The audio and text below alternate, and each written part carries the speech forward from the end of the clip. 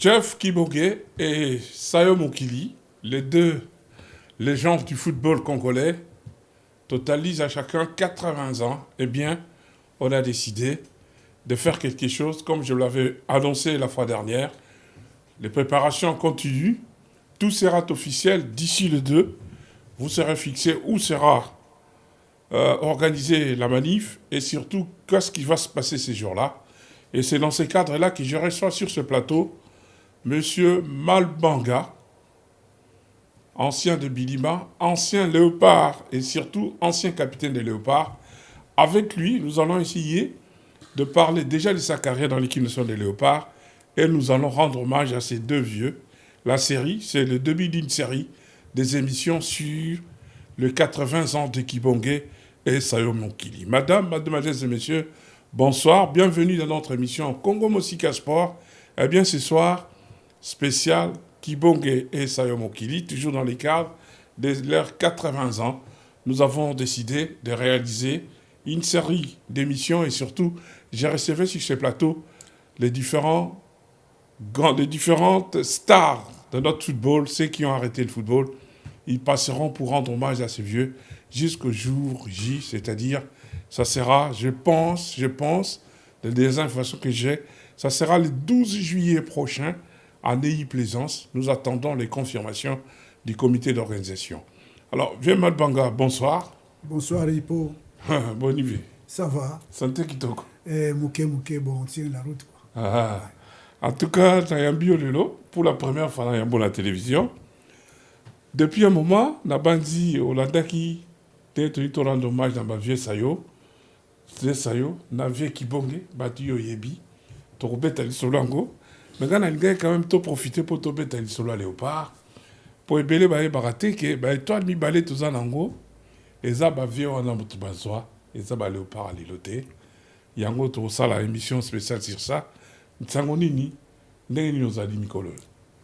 Bon, Mikolo, nalobaka nazam balamo, nazam bien, yango na répondre à l'invitation na yo. En tout cas.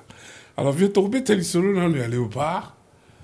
Avant de côté l'histoire avec Kibonge, yo au bandit Léopard quand.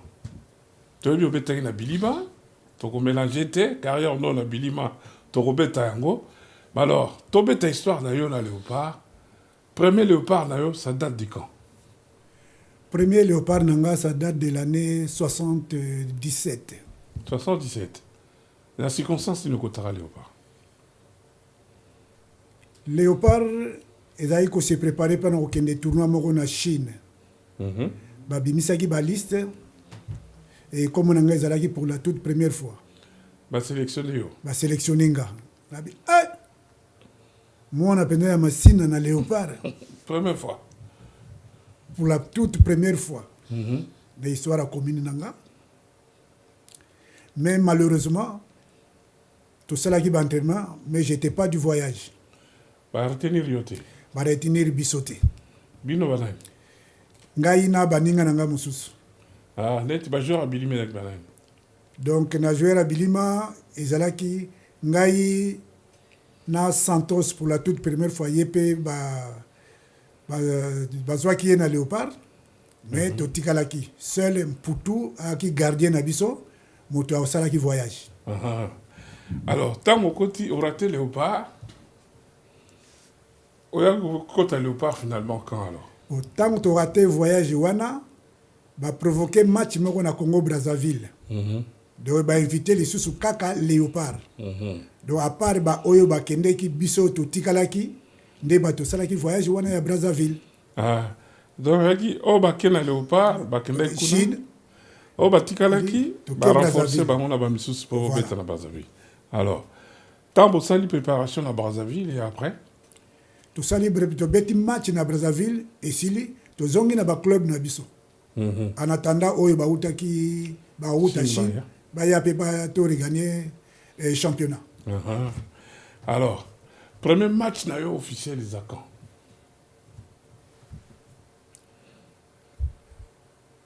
Premier match nanga officiel ezalaki Zaïre RDC et Zaïre et Congo Brazza. Donc à l'époque donc Zaïre contre le Congo Brazza. Match retour. Ah, match retour, il y a 4-1. Aller Zalaki 4-2. Aux en équipe T. Nazalaka na sélectionné, mais Nazalaka na ban. Kota na terrain T. D'accord. Il y a match retour ndé. Suite il y a na ibitende nini lekaka. Fila na fait un match ya fingaka arbitre. Wana Braza. Wana Braza. Arbitre a collé carton rouge. Do yangwana na match retour sikoyo. Biso dongai na moninga nanga mandiango na binda donc les brigades rouges il y a Bilima à l'époque ndeto betaki na défense ko bakisa le vieux Lobilo. Ah donc dans le match retour il y a qui Bino Misato. Biso Misato oui. C'est-à-dire gardien c'est quoi Mbouya. Ah gardien Mbouya. Oui. Défense Zagio. Binda Mandiango Bino tout bata Bilima. Ya Bilima oui. Oui. Na 5 Zagi Lobilo. Lobilo. Et dans les médias, il y a vieux Condien, Afalouvou, les faits, Kondi. Thérèse Mémoire. Kondi Nakati. Kondi Nakati, Masengo. Ouais. L'attaque, il y a Kabasu na 11, 9 Maungu. Après Abimaki, Kotaki. Lofombo. Lofombo. Après Wanana, Betakina Imana, l'avant-centre. Kamikaze Mukendi.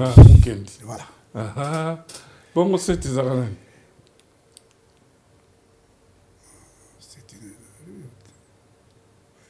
Bon, je peux me rattraper après quoi. Voilà. Alors, on est à première sélection là, yo. Oui. Au petit compte Congo-Braza. 4 buts à 1, qualification quoi. Ah, vous passez là, la Tour et lundi. Alors, première sélection au vivant au dernier. Première fois Betabal n'a pas. Comme mon toutou à Revaka. Donc j'ai vu ce jour-là, donc presque dans le bas, toute la nation quoi. À communion Nabino. Il y a une rivalité. Batanga mon abisso. Toujours. Le coup là-bas, on va jubiler qui n'a match aller et n'a match retour. Et nous, on a fait le job. Tout s'est qualifié. Surtout au départ là-bas. Match on a vu Bang Babande comme silence sur les alaka na stade. Tant bien on est kotaki. Nanga na go goûter pour la toute première fois. Sélection. Et Bangi Sakingapé. Mais suite à motivation. Il y a Vieux Lobilo, tu reprenais qui Nzela quoi. Le fond bachara début. Le déclic, il y a qui Tango, Maungu, Abimi, le Fombo à côté. Et du coup, il y a eu un coup franc. À Bamboliango et tout à mur. Le Fombo. Le Fombo. Déjà, après Nzela. Et après, bon, ils ont eu 4 buts. Donc on a 4e le côté après. L'entraîneur Tamboleya, pour que ça le plaisir, a cotisé encore un nouveau. Le tout petit Jalma Santos. Santos. Santos a côté, première sélection là. Première sélection là. À Téléba. Ouais. Ah, bah tu vas gagner. Ah oui, à côté là, il compte. À côté. Donc, qui comme David Maï? Qui comme David Maï? Qui comme David Maï? Santos à côté. Pour la toute première fois. Ah, bah tu vas gagner. Stade de Mégang. Jalma.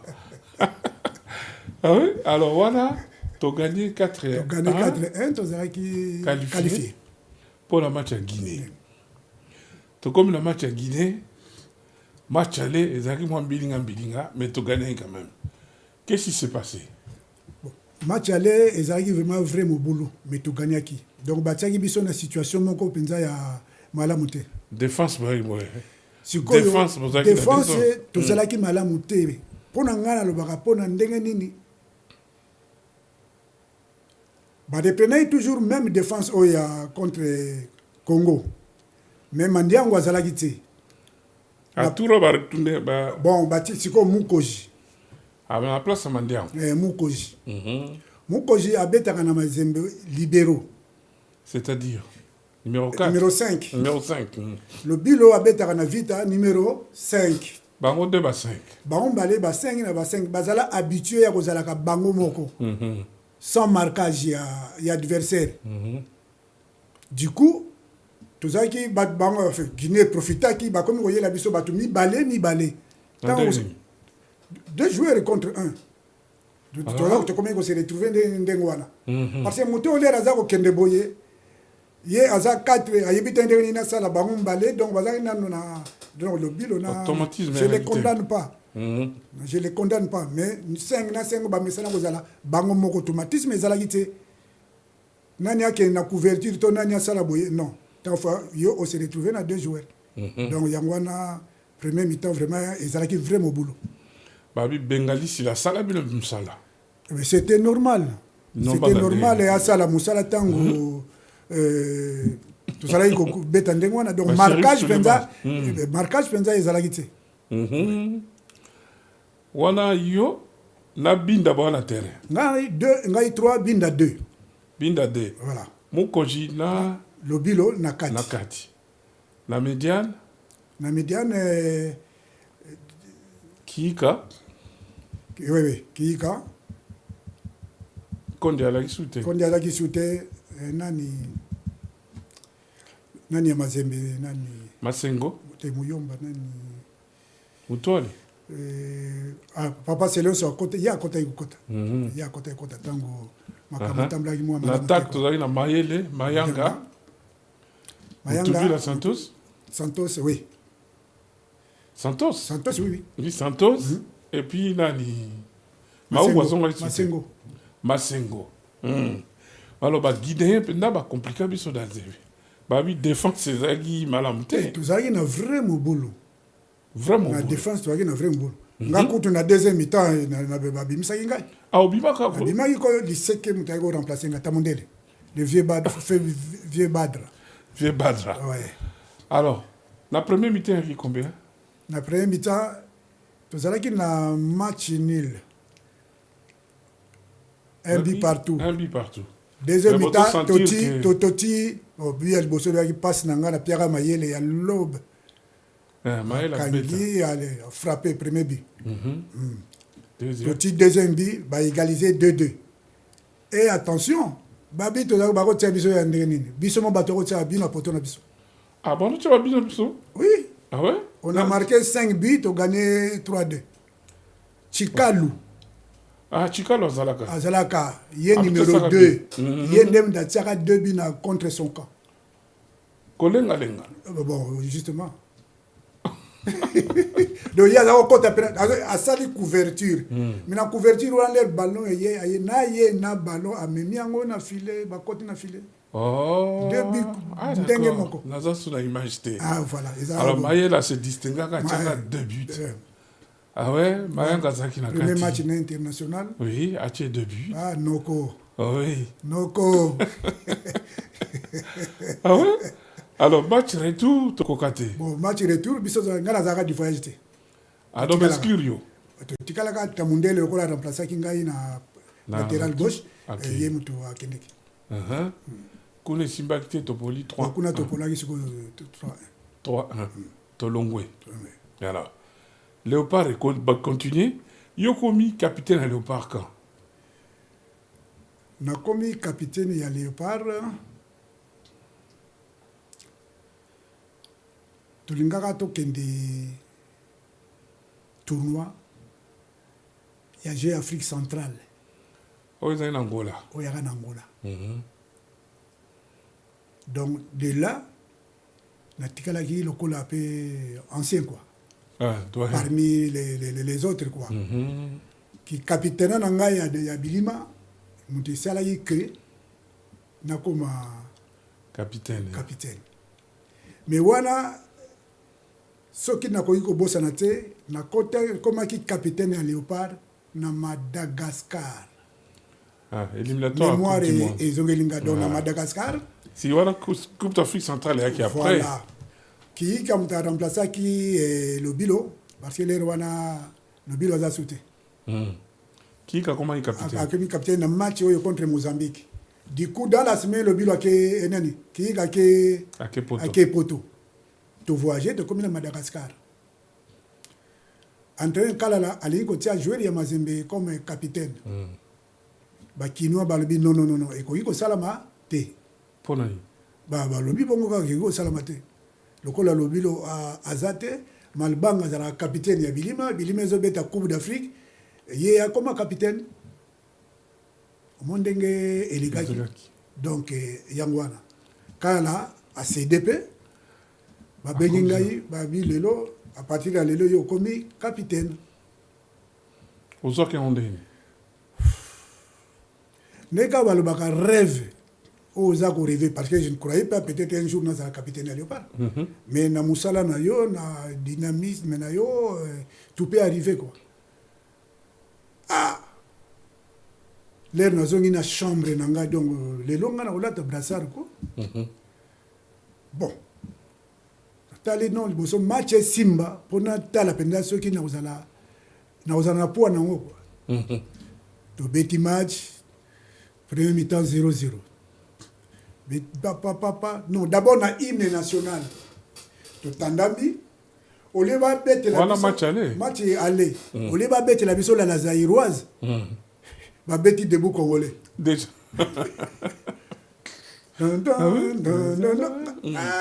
On a bimi liboso na lebina bango stop. Na leki liboso ba jouer na Antoine la Zaïroise. Boyembi na munoko. To yemi na munoko siko. Qui capitaine est bandit déjà. Et bandit ko. Tito continue na terrain. Donc on a deuxième mi-temps ba mener biso 1-0. Il team corner. Oyo za ya suka. Na mati ndenge na misana yuko mata.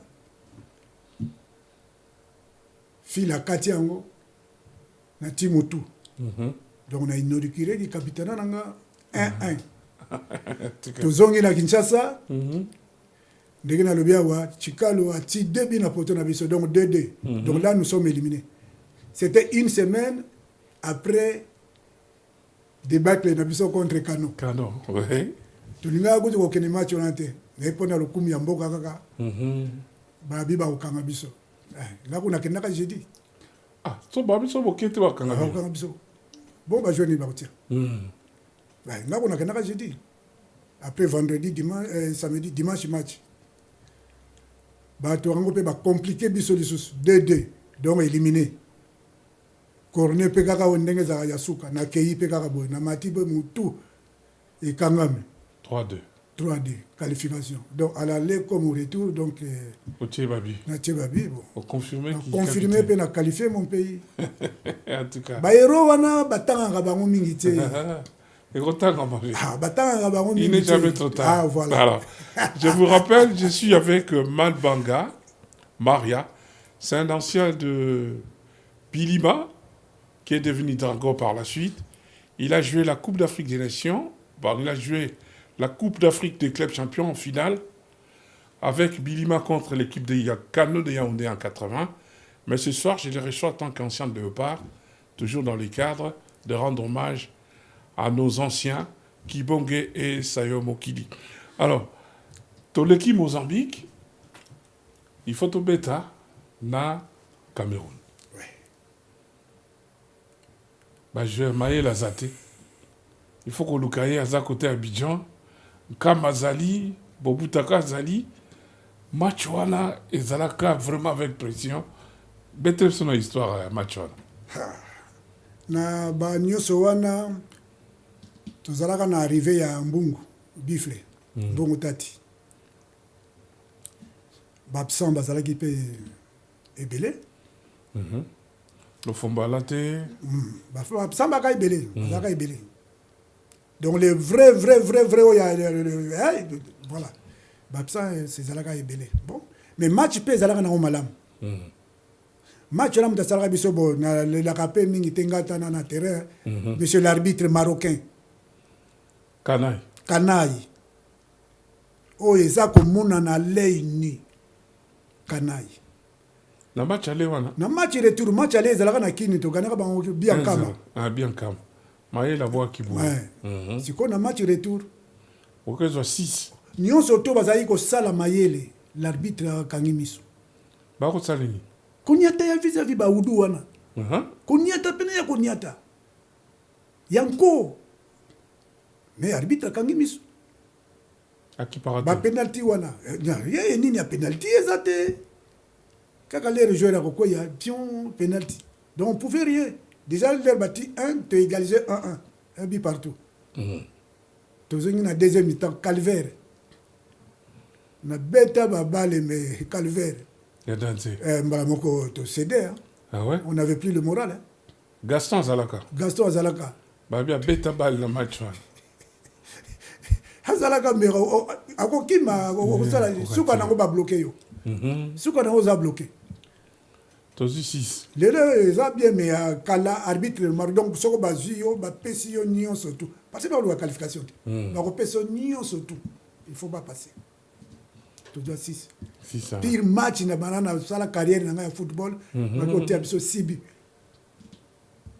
bozongi tozongi entre temps va tobeta match wana tokutanaka na Mozambique match moko comme Mozambique alinga compliqué biso na kini oyo biso match wana bato yango ndire bazali koétudie biso soki ndenge nini oui oui beta biso lisolo elingaki kobeba te ouais Mozambique amenasa biso na kini toganaki 2-1 si je ne me trompe pas tokanaka totyaka bango 5-2 5-2 voilà mais bango bamenasa biso deux fois bamenasaka sikoyo après lere baye komeka kolemba bon biso on était des guerriers lere bayebandi kolemba nde sikoyo nous on a profité donc tellement mikolo elekaki mikolo ezalaki wana boye tokomeki kobeta na bango mingi ntango tokobeta na bango mingi babandi koétudie biso mpe biso to na rien ya kosala contre Mozambique mais bango baza koétudie biso donc voilà bamalmena biso na kine mais kaka na kine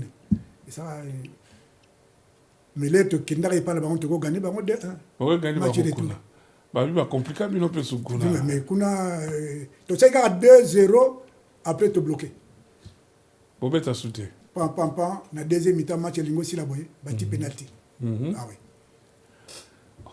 wana yo toujours brassard nalipeka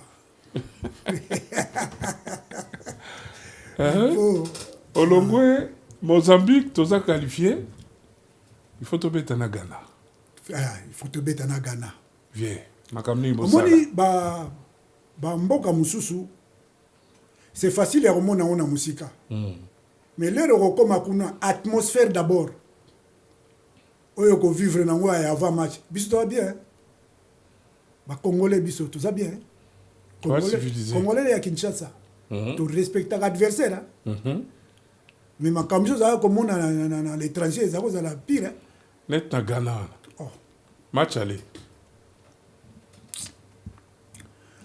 na Ghana donc balongoli biso sikoyo na hotel sikoyo toki kolala wapi na epa chancelier na ndako ya chancelier na Ghana hotel te boni mais kasi mobulu boza na kimia ya kolala te baza kotia mobulu toki kolala pene epa ya chancelier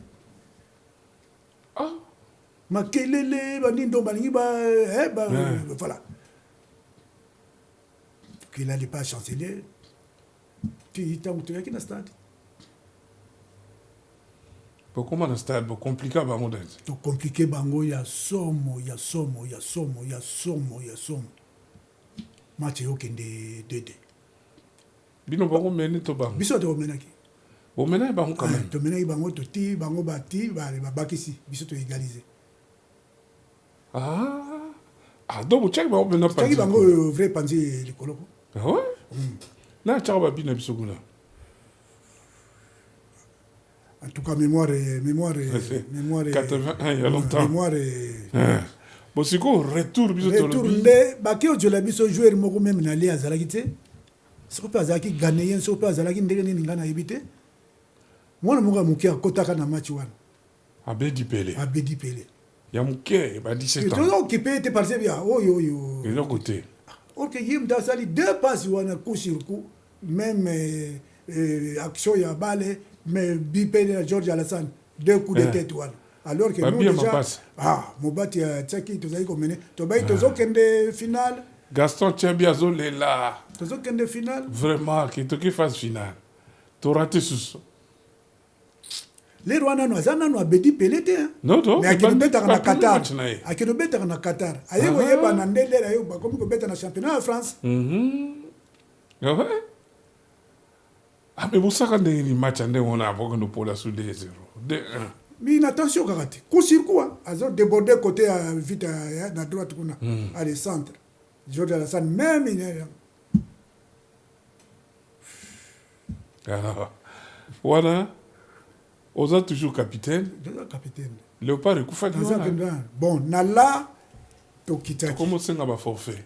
To beta la société. To beta ninité jusqu'à ce que ba petit pe bazako hein? Bazako mais la 81 wana to kenda coupe d'Afrique centrale. To yo kende coupe d'Afrique centrale. Wana bato Sika. Wa ce qu'on te dit bato Sika. Ba kaniba. Ba fait bobo bobo. Bon, Kama, Dieu en pleurs. Kama, Dieu en pleurs, tout ça. Kaniki. Bon, Kaniki. Ouais. Kabongo. Ouais, Eugène Kabongo. Oui. La monarchie Congolo, très jeune. Gardien. Yacine. Bon, na Yacine. Là, c'est un passé. C'est comme jeune.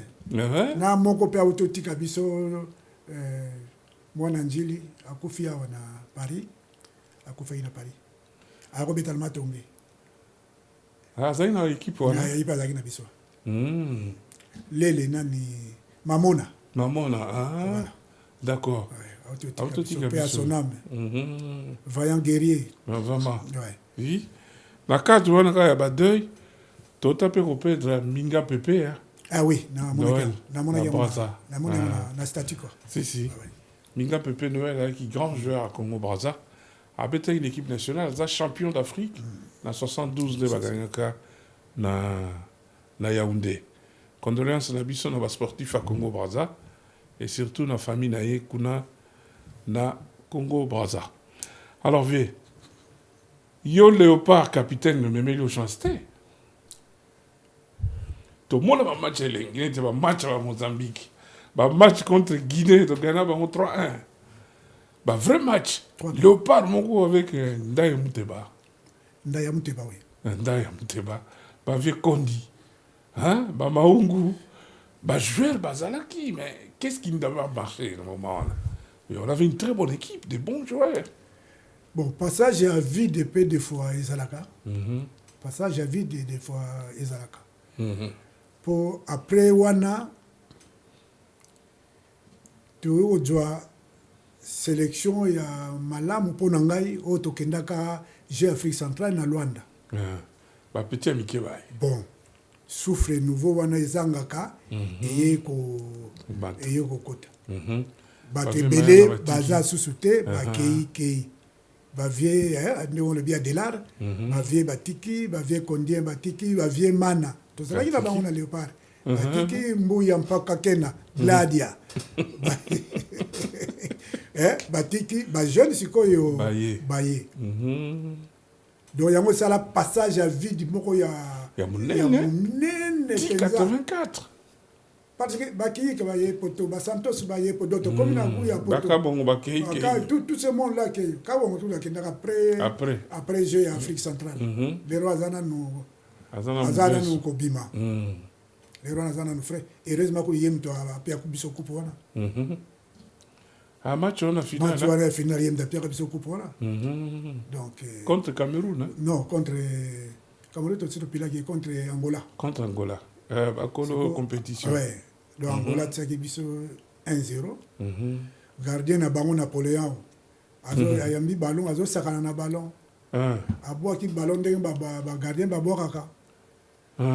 Abwaki yango bonga landa ke nozwa siko ka bongo za yiko patriote na za tala kaka na songalis kaka lera abwaki yango kaka pasi abwaki mbala liboso ka bonga bi asala boy lera boy kaka ka ngomela on a filé wo pas le quota écoute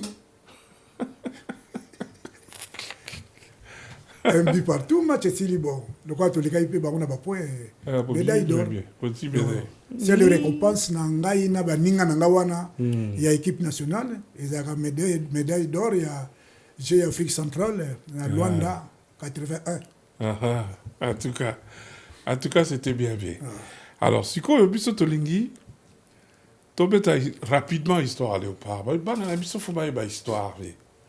Omoni la mona bana bazosala débat sur réseaux sociaux.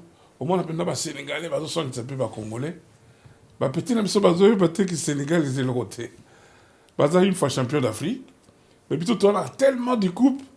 Ba petit bazoyeba te. Tout ça à 4 matchs pour tout que Coupe du Monde. Toi, premier, tu as 2 matchs dans le banda, 2 matchs dans Kati. Il y a un petit Toninga qui joue. Il y a Jibilé à Bavéoana. Makabebele Leka. Alors, on a bien qui au lelo. Pour tout bêtement historique à Léopard, vite fait, au bêti dans l'expérience d'un mot, on a Léopard. Alors, Léopard est bandit en 63. Til et l'autre Zali. Dans la tournoi, joueur Nimba Marcayo dans Léopard. Bon, na léopard ndenge ezalaka sélection na sélection tali ba match mingi ya léopard mingi vraiment mingi de mutu na mutu en tant que jeune tant on a kokola nazalaka komona équipe mobimba mais l'après to bandi ko distinguer ngai funa za joueur oyo nga funa za la joueur nga funa za la joueur ngai joueur na ngai zalaki Emmanuel Kakoko Etepe. Etepe. Na lingaka ye telema mingi. Donc ceux qui n'a robeta balle na attaque donc naza komi mona le rôle yé. Mais dommage que ye azalaki Imani robeta na Imana, ngapena ki supporter la Imana. Mais tant on a robeta balle na quartier na biso ba pesa yanga comme ya Goudir. Donc on est Mayanga. Donc confusion totale. Mon colonel Lobela ngo via Delar via Katana na Koseka. Abi yote. Yo musala no nyata batu. Gabi tevi. Gabi na ba benga Goudir. Mais Kakoko ngo besa na ye. Kakoko un jour. L'air d'azali ko beta na matete, c'est matete. Ils allaient n'ont pas rien. Mais un jour que nazalaki na Bilima, na koti Bilima, siko Bilima Imana, na kokangisa nani Kakoko na misu ya bakinwa nyonso. Mais na lero na Kakoko azoboma libala ya Bilima. Abomi azosala na Bilima ndenge ya lingaki. Siko muta kokangisa ye asante. Fanatique na ye sikoyo. Yo na Bilima, ye na Imana. Ye na Imana. Journal vendredi, samedi est commis. Kakoko à Lobiboui. Dans 5 minutes, à Zorotiabu. Bon, peut-être là, il y a commentaire, il y a journaliste. De ce qu'on a numéro 2. Nous avons dit que nous avons battu, nous avons bandé la ndengeni, nous avons bandé la ndengeni. Pour quartier, on dit que nous avons battu Imani. Bon, ce jour-là, nous avons sang-froid surtout. Nous avons conseil surtout il y a le vieux Ranga, Mokilisayo. À la Kisinga ndenge surtout il y a Robeta contre Kakoko. Et le Wana a outi poto. Koekipe na parti to beta qui m'a kené poto sala courner entraîneur azo siko Kinshasa ayo kutana siko na match wana voilà après singa ba conseil ya nyos tout et ndenga lobaki za ndenga ya jeu ya Kakoko donc siko na yeba yeke Kakoko sala na kandisi 10 minutes wana ileki ya tibité match pesili ya tibité bon na longola Varese na bando et ce jour-là relation ngai na Imana na motema match est combien? Match est 2-1 en faveur de Bilima. Bilima galaki. Baba il on a premier na premier mi-temps. Bisolaire tozongi teko tshaba ngo début. Banane ba tshaka bien. Nani premier bi nani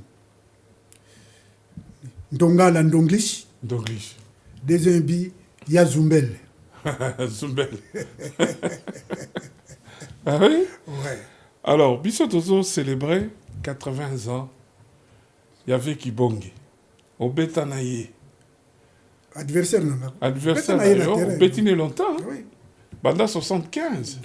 Non, Banda 73. Banda 73, l'air n'a pas été. Si, David a Tiki n'a pas 78. L'air Bago Bima, champion d'Afrique, Wana Boy Bazako Yawa Moseka. Il y a un Beta là-bas. Oui. Viens Sayo Azaraki, entraîneur en Ari, au Betanaïba. Viens Sayo Azaraki, d'abord coéquipier Nanga, que je salue mon vieux. Puis, ayo comme entraîneur Nanga. Bako tout mes coéquipiers non derrière. Non, to beta match, Bilima to beta. Yé 10, Ngaï 2. Oh, to beta ipe mingite, via ayo kata. Atiki. Parce que comme il y a des jeunes, bon, Atiki, allez. Ayo, le col a salaire va courir entraîneur. Ayo, comme c'est quoi entraîneur Nabiso? Oh, ya Mabiso, tina finale ya Coupe d'Afrique. Pe ya salamingi pour la technique Nabiso surtout. Pour des barol baliboso, Bilima beta aga bal ya pou. Ah, mais avec hier, tout le monde n'a pas le mais tout le monde est témoin. Alors, tu penses qu'il te rend de bango hommage? Jour où on est à la retrouvaille, tous les anciens Tomonana, te rendre hommage dans ma vie, tout ça l'action humanitaire, on va faire une habitude à Kivu. Bateau dans la basket, et là on a sport, je tourne Yakanango, tout est là-bas, on a besoin à Kivu.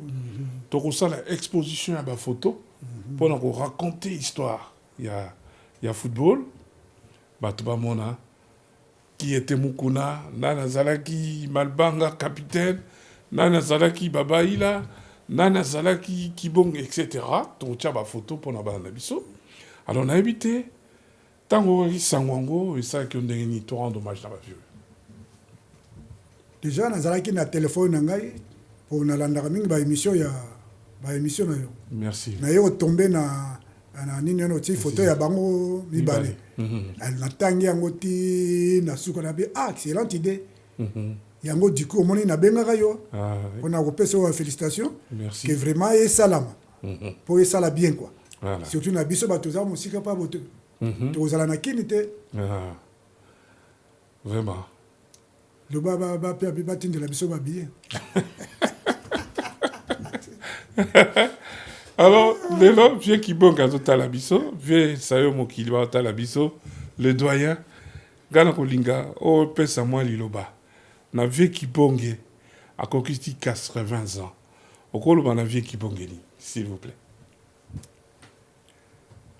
Pire vieux. Eza facile te ko comme na mbula oyo zanango. Oyo bokomi nango bino mbale surtout. Baninga mibale wana biso tozalaka bana tozali koluwe amitié ya yo na vieux Kibonge na vieux Sayo nyonso tu bozali kosala bazala ba pire ya somo jamais omona moko oyo bon mosusu azanga tala ti lelo ba gentleman babimonaka bapeti vraiment babimonaka bapeti essence na terrain nani nyonso tu baza na oyo ya bango mibale bakenda nango mpe bango tu bapesa biso bagene nyonso buya kobetaka bale partout oyo kaka Sayo partout oyo kaka gente banunaka mpe te biso bapeti toza konuna me bango baza kaka yebisa ye vieux Kibonge message ino tolobana ce soir pire vieux kanisa kaka mokolo tobetaka bilima vita oyo olingaka kobote biso bapeti na yo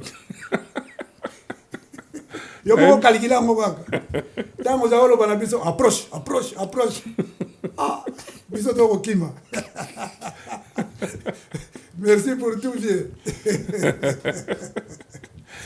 Alors cadeau ni le bon bélier pour la 80 ans. Donc présence nanga d'abord. Merci d'avance. Présence nanga d'abord et la suite on connaîtra quoi. Alors pour la vie bon Kilisayo Rolobanini. Iko vile. Ba conseil na yo vie. Nyonso za ko sala pona biso. Yango ekomisa biso ba joueur penza.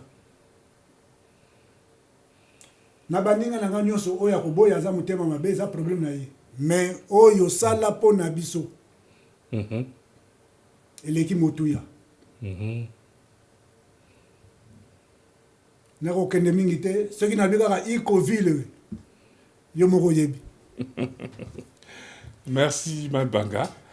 Alors voilà, j'ai réussi Malbanga juste pour rendre hommage à ces vieux, le numéro 1 de la série. Nous allons faire une série d'émissions sur cet événement du 12 juillet prochain, 80 ans de Sayo Mokili et de Kibonge.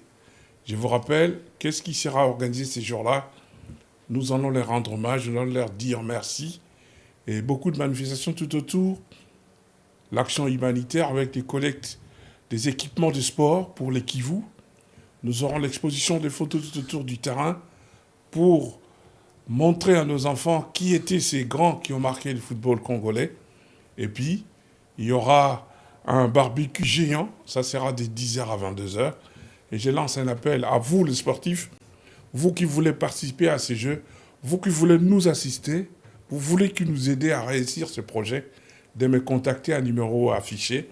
Et pour ce qui est du programme, ça vous sera fixé d'ici une semaine, le programme complet de ces événements-là.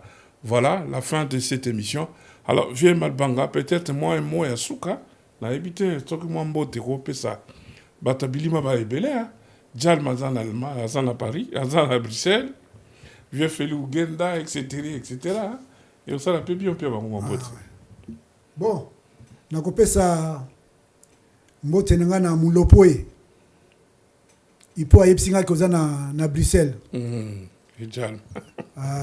Natindeli yo bambote ya trop. Feli Ungenda, mwana mbote, l'ami de toujours. Mbote ya trop. Papa Jean, Namo. Maître Gabon Makofi, Namo. Mario Louvuena, Papa Jean Ntela. Zolantima, Kanza. Na pesi bino nyostu. Mbote, Natura.